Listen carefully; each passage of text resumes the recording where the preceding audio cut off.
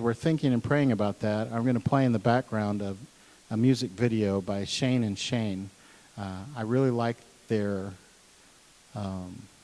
take on how it is that we can come to this water that God has for us. So let's take the moments through this song and kind of just focus in on where you are with God in this Lent period, but also just in your pattern of life up to this point, and how God's living water can come through to you.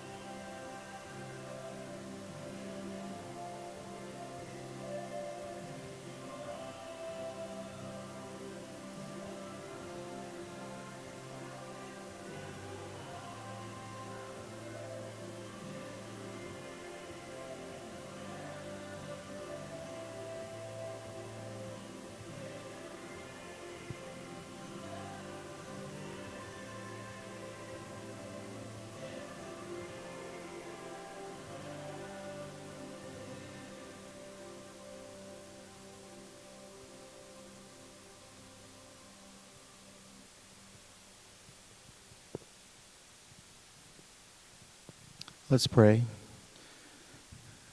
Lord, as we have been silent before you, we just thank you for the possibilities of receiving this living water from you. And as we think about how we substitute things for that, things in our own life, things from other people's lives, things from our possessions, our jobs. And I just pray that your presence can just open up our hearts enough to see that your living water is all we need. There is nothing more.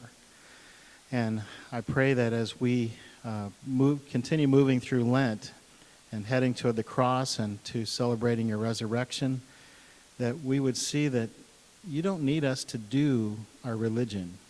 You want us to be your disciples.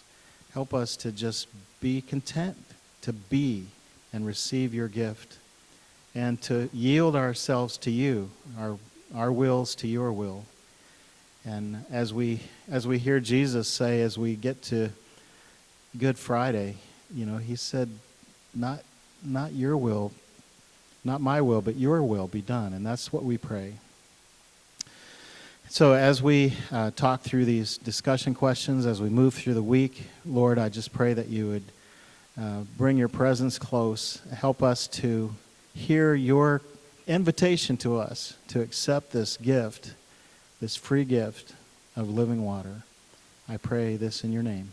Amen. So if you have to leave, I pray that you go in the grace and peace of Christ. Amen. Amen.